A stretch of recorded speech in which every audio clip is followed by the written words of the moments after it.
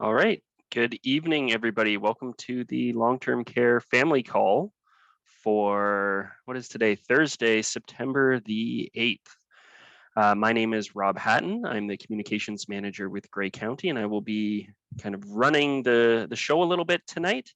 But actually leading the discussions will be Jennifer Cornell, our director of long-term care, and Denna Leach, our clinical specialist. Before we get into their portion of the agenda, I just wanted to do a couple of quick housekeeping items. First of all, I would just like to note that our call tonight, it is Thursday, September the 28th, 2022, and this video discusses matters related to residents of long-term care homes operated by Grey County. Please feel free to share this video with others in the community. If you have a family member in long-term care homes not operated by Grey County, please contact that home if you have any questions about their care. Our format tonight will be the same that you have gotten used to, but if this is one of your first calls with us, the way that it's going to work is Jen and I'm not sure, Denna maybe will provide a little bit of an update on some of the recent developments across our three homes and different announcements that have been coming out recently. Following that, we will open up the floor to questions. The way that we do that is we do ask you to submit your questions using the Q&A feature along the bottom of your device screen there. We do ask you to use the Q&A because it's easy for us to follow along and make sure that we ask all of the questions and we don't miss any. Sometimes if you use the chat, it can get a little bit busy and we can lose track of those. So please do use the Q&A function if that is working properly for you. So I think that's all I have for my introduction. So I will pass it over to you, Jennifer. Great, thanks, Rob. Okay, good evening, everyone, and thank you very much for joining us tonight. And I'm Jennifer Cornell, I'm the Director of Long-Term Care, and Rob outlined the introduction. So since we last met, which was virtually on May 25th, which seems like it wasn't very long ago, but we actually had to double check. It seemed like that's so long ago. We have seen all three homes support the de-escalation of a variety of pandemic strategies while still balancing the risk of infection and outbreak. Provincially, there are 155 long-term care homes in outbreak, and locally there are 9 long-term care retirement homes or congregate settings in either COVID outbreak or other respiratory illness. So while we are making our way to recovery, we're not quite out of the woods yet. In this update, I will review the following points: an update on the COVID outbreak at Rockwood Terrace, talk a little bit about surveillance, testing, and PPE, review the fall planning for COVID and influenza season, a short update on visiting and outings, and a summary on Ontario's plan to stay open, which has been talked about a lot in the media of the last few weeks. So regarding Rockwood Terrace, yesterday we were pleased to report that Grey Bruce Public Health has declared the Rockwood Terrace third floor COVID outbreak over. And the week prior, we were able to announce that the outbreak on the second floor was declared over. We would like to thank Grey Bruce Public Health for their assistance in managing the outbreak. The teamwork at Rockwood Terrace has been remarkable, and I thank all of you for your dedication and commitment as we manage the outbreaks. Thank you also to the residents, designated care partners, and family members for your support and understanding throughout the outbreaks. We found in this particular outbreak that the variant was especially transmissible and making it a little bit more difficult to contain. Grey Bruce Public Health has shared the following update regarding BA5, which is the current variant, the strain of COVID that is circulating. So COVID-19 is circulating at higher levels in the community right now than in previous months. Social outings and activities are more common than before, and this may mean there are more opportunities for exposure for residents and staff. Most of the virus specimens sent from Grey Bruce Health Unit in early August were identified as BA5. BA5 does not appear to be more severe than previous strains of Omicron, but does seem to be a more infectious strain. And this more infectious strain that's being seen locally could be fueling outbreaks in some long-term care homes. Public Health asks everyone to exercise caution when visiting residents in long-term care and retirement homes, to wear a well-fitted mask while indoors, practice proper hand hygiene, and use outdoor spaces when possible. They also note vaccines offer strong personal protection from hospitalization, complications, and ICU admission. And I will talk a little bit about an update on vaccines as well.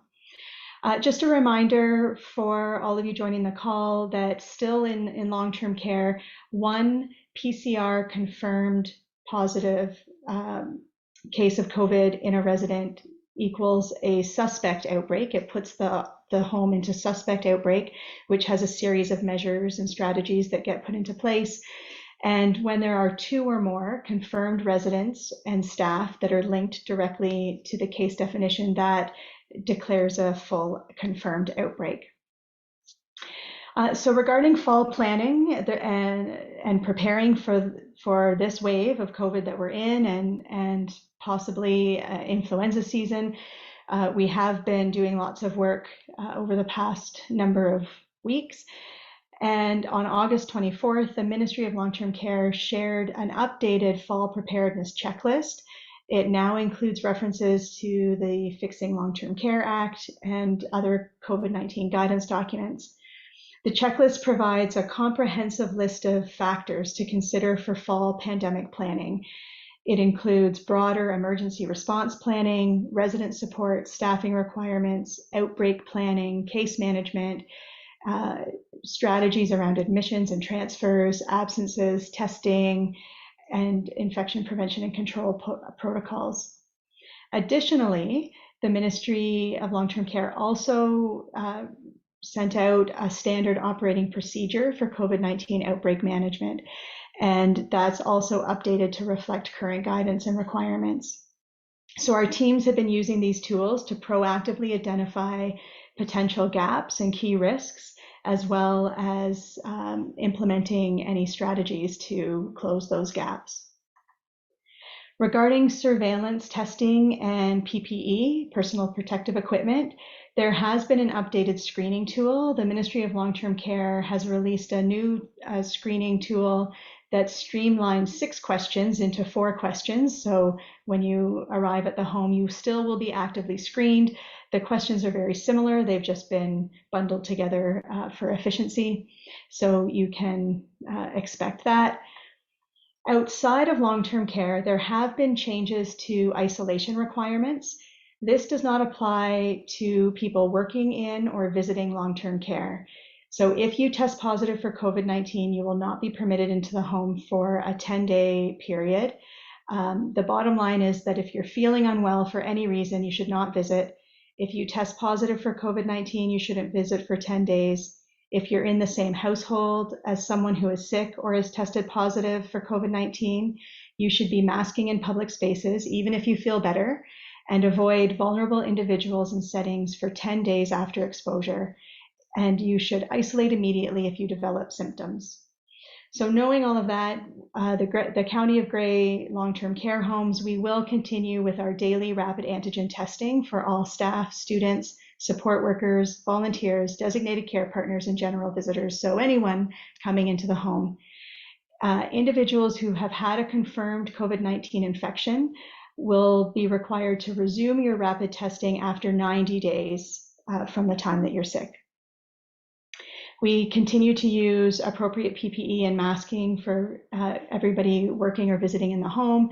We continue with universal masking using surgical masks, except in a home area where there is a suspect or a confirmed outbreak, where we turn the volume up and we move to N95 masks and eye protection. Those do continue to be available as a visitor if you wish to use an N95 instead of a surgical mask. Just ask at the screening table and we'll be able to accommodate that for you. Regarding visiting policies, we regularly review our visiting policies to be sure that they're as safe and equitable as possible. And just a reminder, indoor visitors must have 2 COVID-19 vaccines, with the exception of children under 5.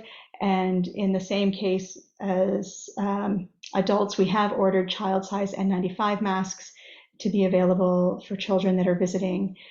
All residents may go on overnight absences.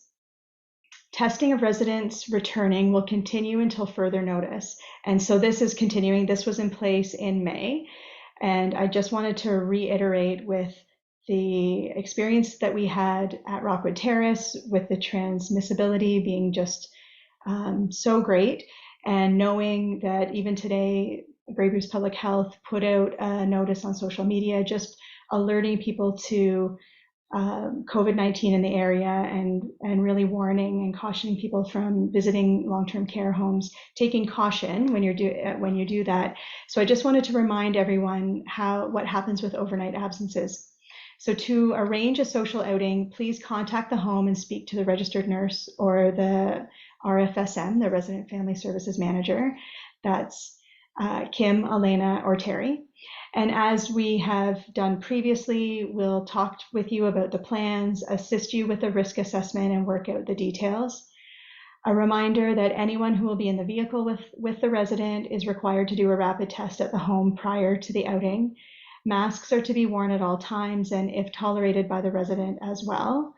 And we'll also remind you of the public health measures that are in place. So masking, hand washing, keeping distance from large crowds, that type of information. Unvaccinated general visitors will continue to be actively screened and undergo surveillance testing, and are required to wear best fitting N95 masks to follow distancing and hand hygiene protocols.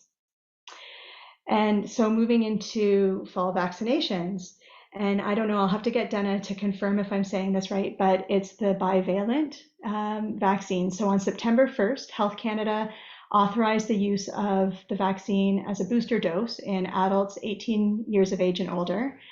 It's a formulation that contains equal parts mRNA, encoding for the original SARS virus as well as the Omicron BA.1 variant. I think since then there's been another update. So on September 12th, the following groups of individuals will become eligible to receive Spikevax bivalent COVID-19 vaccine. So that's residents of long-term care homes, retirement homes, and elder care, and other congregate settings, First Nation, Inuit, Métis household members, residents age 70 and older, pregnant individuals, and healthcare providers. So our homes have already been in touch with Grey Bruce Public Health in sorting out the ordering of vaccine, and we will be planning vaccine clinics for residents, staff, designated care partners. So watch your email and or check in at the home. Watch for updates with details of those vaccine clinics. The Ontario Plan to Stay Open update. So on August 19th, the provincial government announced a plan called Ontario's Plan to Stay Open, Health System Stability and Recovery. The plan consists of 5 strategic goals and has a significant impact and interface with the long-term care sector in Ontario. The 5 strategic goals of the plan are preserving hospital capacity, providing the right care in the right place, further reducing surgical wait lists, easing pressure on emergency departments, and further expanding Ontario's health workforce. This Ontario plan, as I mentioned, significantly affects the long-term care sector. The portions of the plan that directly affect long-term care center around the strategic goal of providing the right care at the right time. Recognizing that there are currently thousands of unused resident spaces, which are often referred to as beds in the long-term care sector, the plan affects us by the following. So utilizing many of the designated isolation beds, those are beds that were set aside during the pandemic that were used during the days where admission of new residents needed to isolate for a period of time before moving into their room that they were moving into.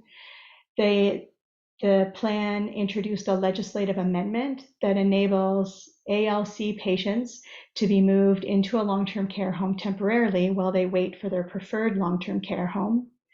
ALC stands for Alternative Level of Care, When someone is deemed ALC, they do not require the intensity of hospitalization and can live with their health concerns addressed outside of the hospital, for example, long-term care. Many ALC patients are now in hospital waiting for accommodation in a long-term care home. The reactivation of respite and convalescent care programs that serve to provide high needs seniors and people living in the community with temporary long-term care accommodation while their caregivers and family members regroup and rest. This doesn't impact any of our 3 homes. We don't have any spaces that are deemed respite or convalescent care. The plan includes increasing financial investment in supports to existing long-term care residents through the Behavioral Supports Ontario program and a local priorities fund, and we're waiting to hear more specific details on what that means. And then finally, enabling community partnerships to provide assistance in long-term care homes. So items like supplies, equipment, diagnostic services to prevent potential hospitalization. I took a section of information from the Ontario Association of Residents Council bulletin that came out shortly after this announcement that talks specifically about this plan. And the Ontario Association of Residents Councils is a strong and leading advocate for the lived experience for residents who are living in long-term care, people who long-term care is their home. And I just want to highlight a couple of items that directly from their bulletin. The OARC is concerned about the implementation and implication of this plan and is committed to contributing to critical consultations with the government and stakeholders on a number of issues, including the fall season, flu and cold, combined with the presence of COVID-19 causing outbreaks in long-term care homes. Homes may need the isolation beds they are now being asked to fill. Geographic proximity, how far is reasonable for residents to live away from their families. Consent is a pillar of our democracy and we cannot lose this. Definition of a safe transfer of a patient to become a resident in a long-term care home. What are all the aspects to consider in deciding if a long-term care home is a safe place for a patient to move to, and who ultimately is making the decision if that home or accommodation is safe? The ongoing COVID-19 restrictions and definition of an outbreak severely hamper residents' quality of life and ability of team members to serve out their roles day to day. The human resources status in long-term care homes is precarious and can shift dramatically in hours if an outbreak is determined, which has implications on increasing the number of residents in a home. And finally, community partnerships are critical in leveraging much needed assistance for long-term care homes, including human resources, supplies, and equipment. And so that's the OARC's list of items that they're advocating and talking about to support people that live in long-term care and people that work in long-term care. We'll include a copy of the OARC bulletin in the follow-up email following this meeting. You can subscribe in the same way that you get our emails automatically. You can do a subscription with the OARC, and they put out an excellent updates and summaries that I recommend. Our association, Advantage Ontario, the Association for Municipal and Nonprofit Long-Term Care Homes, has a list of similar concerns and is actively advocating to work with the government and our partners to have a balance. As leaders in long-term care, we feel the responsibility to be good healthcare partners and to do our part to ease the pressures on the system overall, but not at the cost of our residents' well-being. So we're taking a cautious approach on how we safely implement and support these strategies. I'll also share some local strategies that we're part of. I'm an active member of the Ontario Health West Regional Access and Flow Steering Committee. I sit there representing rural Ontario and rural long-term care.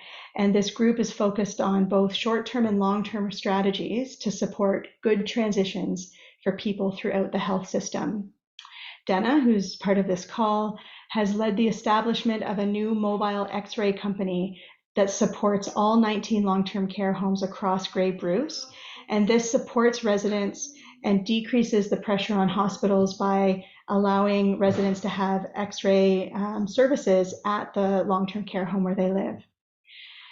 Also, the 19 long-term care homes in Grey Bruce, the leaders have been meeting regularly throughout the pandemic and well before, have created a handful of working groups, one focused specifically on transitions of care, one focused on the Fixing Long-Term Care Homes Act, and another one focused on Health Human Resources working group so that we can work together collectively to come up with some strategies and solutions.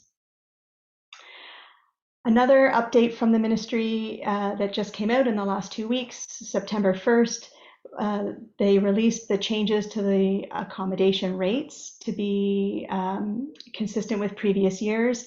So effective October 1st, 2022, an inflationary increase of 2.5% will be applied to the co-payment for basic and preferred accommodation. Due to COVID-19, the annual resident co-payment increase was deferred until October 1st. A letter and bulletin outlining all the details have either been emailed or mailed to the resident, the substitute decision maker, or the power of attorney. Finally, I wanted to just put out a reminder that at an upcoming family council meeting, there will be a presentation on emergency planning led by our quality specialist, Renata Cowan, and so watch for information on that. Rob, that was a very lengthy update. Thanks for everyone for your patience, and we are happy to take some questions. All right, thank you very much, Jennifer. I know there was a lot to unpack in there. I'm not seeing any questions yet, so just a reminder, if you do have any questions, please do type them into the Q&A box, and we will go through and answer as many of those as we can. We do have time until 8 o'clock if we need it. Okay, maybe while people are thinking, if there are any, and maybe not, that's okay too. There have been some questions come to us as a result of the outbreak at Rockwood, just some questions about how might we balance the risk of COVID coming in because of outings and activities that are happening outside of the home, and keeping everybody safe and outbreak free. And how do we balance that? So some of the strategies, so I mentioned that we will be making sure that we've done the risk assessment and talked through the different parts of going out and what that might mean. And I think we should talk to Family Council and Resident Council to see if there's other strategies. So right now, when someone comes back from an overnight absence, they're tested on day 5. So they've essentially been out and about around the home for 5 days before we do that test. That's how the guidance is written. So we could look at doing a test on day 3 and day 5. Another option might be people who have been out and about eat together for those 5 days instead of eating with table mates who haven't been out and about. So though there are some strategies that we could try during the peak of the flu season and this wave of COVID-19, but we would like to talk to the residents about it and talk to families about it and see what people think. But it is on our mind. We are trying to have that balance. All right, thanks very much, Jennifer. I do see that we have a couple of questions to get us rolling here, so we will dive into those now. Can you explain the process of when a resident returns from a day outing? Will they be PCR tested, and when? If they have to go out 2 days in a row, will they be tested 2 days in a row? So good questions. I'm going to turn it over to Dana if you're able to get into the nitty-gritty of the details. For sure. And I think that I would suggest it depends. So presently, the blanket statement is that we do PCR testing on day 5. That's where we are presently. But if they're going out 2 days in a row, we may explore, was there an exposure? You know, sort of some conditions or any certain variable, we take a look. And that's what Jen talks about, us doing a risk assessment. So it's not as straightforward. So generally, as a rule, if they're coming, if residents are coming from a day outing, absolutely day 5. But this is what we talked about, something we may choose to talk with the resident family council. Maybe we do it day 3 to do a bit more of an early detection as well as day 5.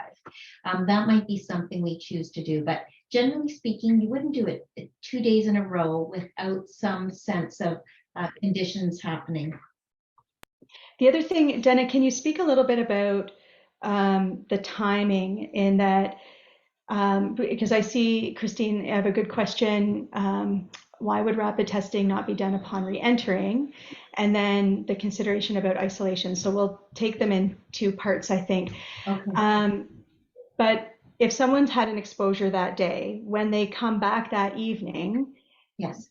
it probably wouldn't show up, right? No, and that's part of it. And I just and circling back to that, if someone's going on a frequent basis, maybe because they have regular appointments or physiotherapy, there is a schedule that we'll work through, and our teams manage that. So if they are going out a couple of times in a week, we'll do that schedule. In terms of someone coming back that day, rapid antigen tests look for they're an antigen. They're looking for the actual your body's response to managing the virus.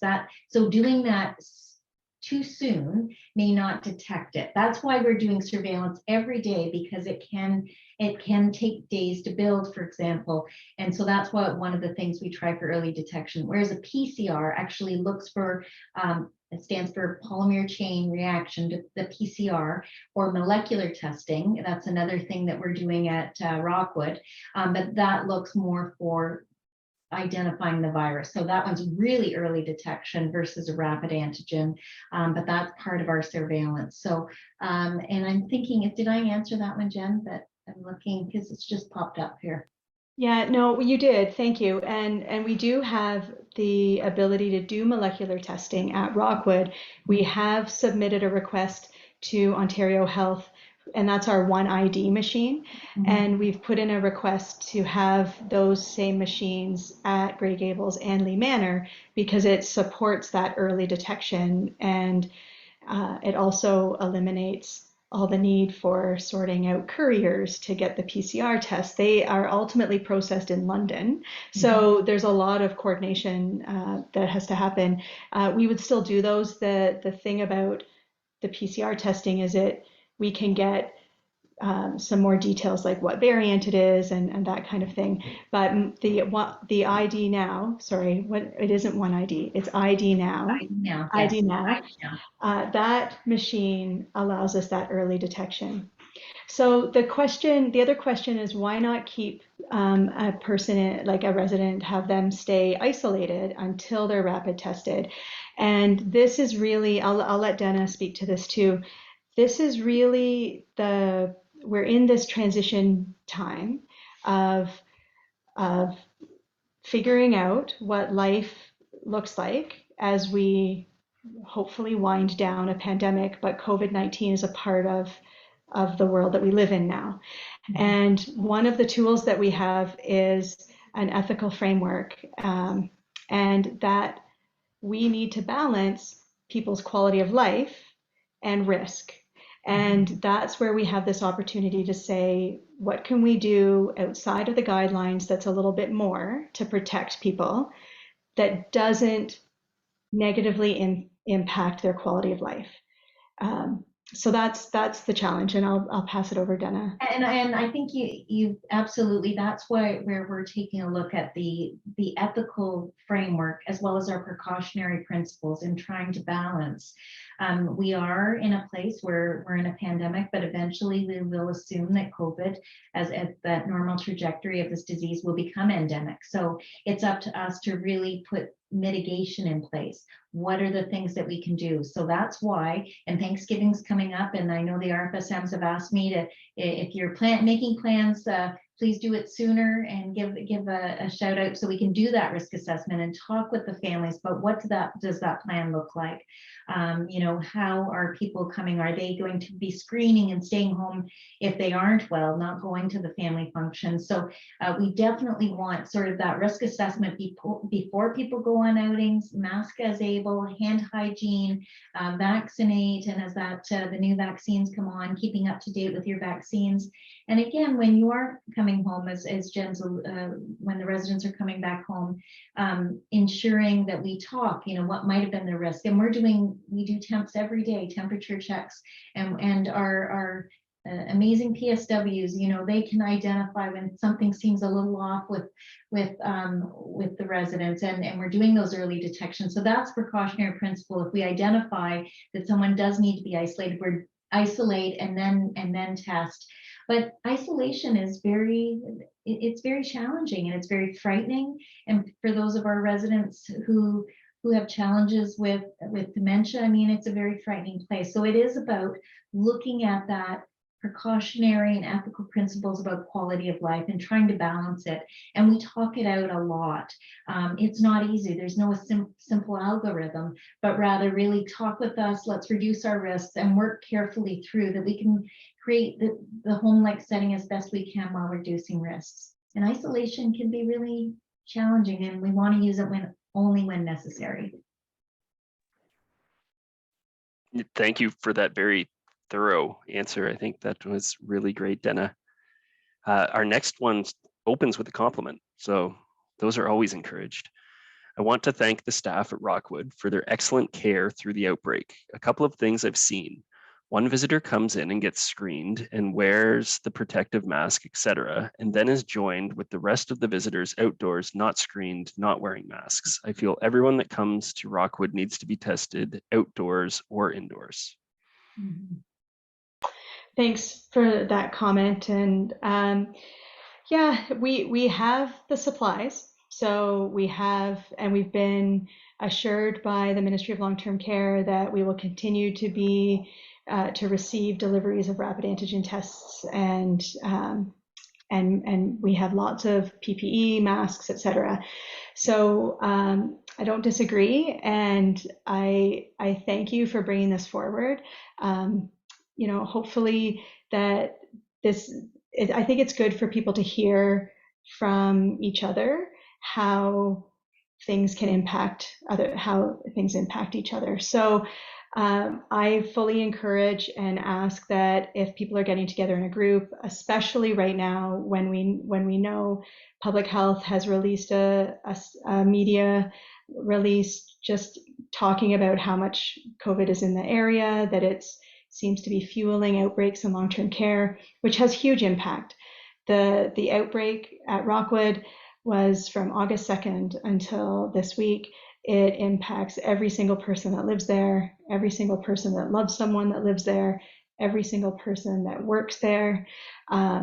It has huge impact. So thank you for making that comment. And we will be active. We will more actively be encouraging and talking to people. But at the same time, I don't think that it's fair for the team members that work at the screening table to have to be the police of these things. They support, they provide, will provide all of the information, but it can be a really difficult spot to be sitting if there's conflict. So we'll look at ways that we can encourage that message more. Thank you for that, Jennifer. Just going back, just a couple of comments that have come in here regarding the isolation piece that Denna just covered. Katrina says, if my father goes outside for a day trip or an appointment, eating with strangers would be stressful for him. He would prefer to eat with his table mate or in his room until proven negative. And then the next comment, Denna, I appreciate what you said about the isolation of residents. It feels inhumane. I know it's to protect them, but these people are in long-term care and they've been through so much. That's right. And I appreciate that comment. If I circle back to your message as well, Katrina, that's part of our discussion. What does this look like? And we really want that feedback because we want people to live their best life and color it. You know, that's our philosophy, to color it for our staff and for our residents. and how do we do that while managing it? And we're just throwing ideas, and as Jen said, we want to bring it to residents and family for that very reason, because you know your person the most. And between looking at the science of IPAC, but looking at the science of caring for people. I mean, like, you know, caring is an art and a science. And so we have to blend those two to really manage that. And I think that's where that ethical framework and our precautionary principles and also our color it philosophy, between all of those, we're going to try and do our very best. And your comment, Katrina, and the Zoom, our person on Zoom, thank you, because those are the things that we have to manage and mitigate as we go forward through this stage of the pandemic. Absolutely. Okay, Wally asks, you spoke of the new ALC patient guidelines. Have you had any requests to take clients from outside of Grey and Bruce counties following these new guidelines? Are local patients being prioritized for accommodations? Thanks. Thanks. That's a great question. I will put a call out to if there's any team members that are happen to be listening in and know any specifics, if they want to zip me a text. Our wait lists are fairly lengthy, so I don't think that we will have seen an impact yet at this point. But that isn't to say that we haven't had people that have moved into our homes where we aren't their first choice. And so when their first choice comes available, they get a call, they have a time to assess and decide if they want to make that transition or not. And then they make that decision. And so the call a friend is always highly effective. Thank you, ladies. So not yet. And at both Grey Gables and Rockwood, we haven't seen any changes yet to accommodations, and not at Lee Manor either. So, but we will watch for that. At this point, the legislation doesn't read that local patients would be prioritized. It's really, I hope that it's a short-term action for an acute crisis, and that this doesn't have long standing. That's what we'll be advocating for. This is really about making sure that the pressures on the hospital system are relieved, so that people who need emergent care and life-saving surgical care, that they have access to that. So I'll keep an eye on that, but so far we haven't felt any of the impacts. Okay, thank you, Jennifer, and phone a friend. Comment, the wheelchairs have not been cleaned while the outbreak happened. I realize that they are understaffed, but maybe hire someone just to clean the wheelchairs. I'm not sure if that's for a specific home or anything, but we will take that feedback. I don't know if you have anything to add on that. Okay. The weather outside has cooperated for DCPs, and we are allowed to eat with our resident outside. What will happen when the weather changes and we need to be inside? Also, another excellent question that this will be, I'm guessing, but I'm guessing that Den is going to say that this is something that we'll be evaluating to see what's happening in the environment as the weather stops cooperating and we all find ourselves inside. Yeah, and I think, Jen, that again, I hate to say it depends, but there's a lot of variables that we do need to take a look at, and some of the guidance documents that we are sifting through. There's a tremendous amount of them, but they were a bit more prescriptive previously, and at this time we're still waiting to see a little bit more. But as soon as we know, we will be sure to communicate that out. And again, we're looking to Thanksgiving, and we're looking to what that means in a variety of ways. So, but yeah, it is definitely, there's a lot to be said about breaking bread with one's family and what that means. And certainly we want to be able to maximize that as best we can. So stay tuned for a bit more guidance on that. It is evolving. Thank you for that. Okay, Jennifer, for rent increase purposes, what is classified as a basic room? A basic room is in all of our homes is one that's a shared accommodation, And if so, it's 2 people in a room, and some of those are semi-private, some of them are basic. Your person is in a basic accommodation if they are eligible for rate reduction.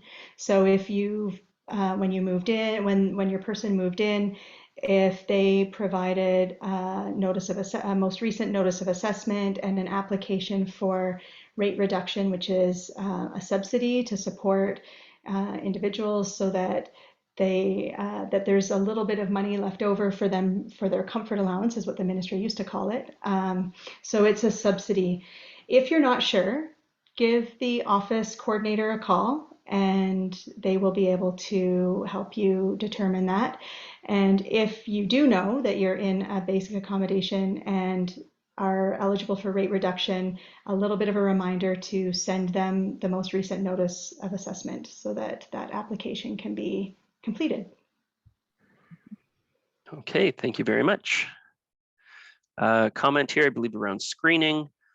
Jennifer, they ask me every day if I've left the country. Maybe asking if there is anyone visiting outside would be a better one. Yeah, thanks. That's a great suggestion. We'll take that back. That has currently depleted our question bank. So if you have any more, please do enter them in. We do have a little bit more time here. Just while we wait a moment, Dana or Jennifer, is there anything you'd like to expand on? Now, why don't I acknowledge that today marks a sad day and a historic day. I didn't really want to lead with this, but I do think it's important that we acknowledge it. So today is the passing of Queen Elizabeth, and I wanted to share a statement that was made by the Ontario Long-Term Care Association. On behalf of the OLTCA, we would like to express our sincere condolences to members of the royal family as they mourn a significant loss. Her Majesty's steadfast commitment to our country throughout her 70-year reign, and in recent years especially, is a testament to the tremendous contributions older adults make in our daily lives. We thank her for a lifetime of selfless service to our country.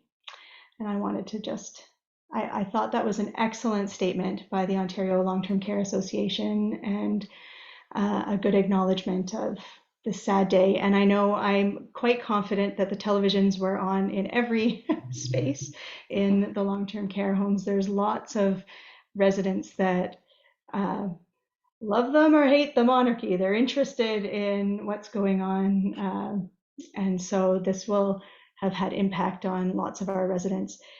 She's the kind of person I kind of thought might live forever. She's just been a steadfast thread throughout everybody's life over 96 years. Yes, very well said. I'm not seeing any questions in here, so I guess I will just mention that we are going to send up a follow-up email following this call. It'll go out the same way that the meeting invites go out. So if you happen to think of anything as you digest the information that you've heard tonight, please do just respond to that email or email communications@grey.ca directly. And I'll work with Jennifer and her team to make sure that we can answer any questions that you may have. As well, as you'll see in the corner of your screen, we are recording this video tonight. So if there's anyone who wasn't able to make it that you think would be interested in the subjects that we've covered tonight, please do feel free to share the YouTube video link that will be included in that follow-up email tomorrow as well. And I do see that one more has come in here. Did you say that DCPs will get an email to get a vaccine booster soon? I have not had my 4th shot yet. Dana? Yes, so we are I'm meeting with the DOC group tomorrow afternoon. We found out just hot off the press that public health is getting the bivalent vaccine.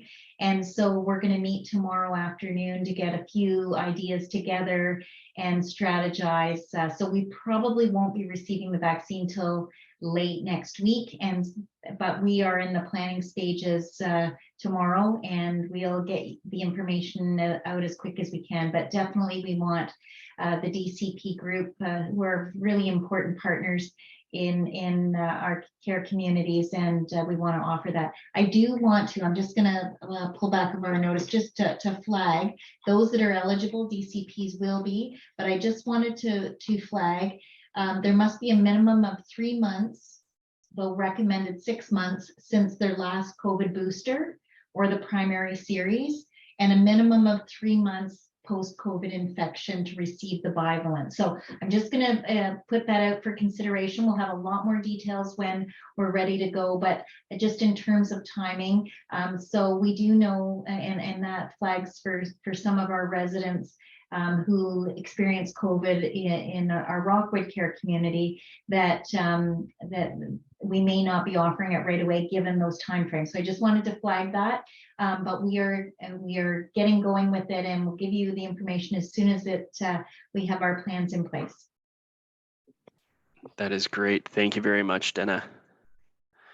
Okay, well, I don't see anything else in the chat. Thank you everyone for coming out and joining us tonight. Jennifer, did you have any last words for our call tonight? I always do. Thank you so much, everyone. Who could have thought that this 3 years in, we'd still be talking about COVID-19, but here we are. So thank you. As always, I appreciate your candid questions and engagement in how our homes should be and what's possible. And I'll just end with a quote from the Queen. She said this on a televised address on April 5th, 2020. We should take comfort that while we may have more still to endure, better days will return. We will be with our friends again. We'll be with our families again. We will meet again. And we're getting there. We're getting there. So thank you all. Have a wonderful evening. Good night, everyone.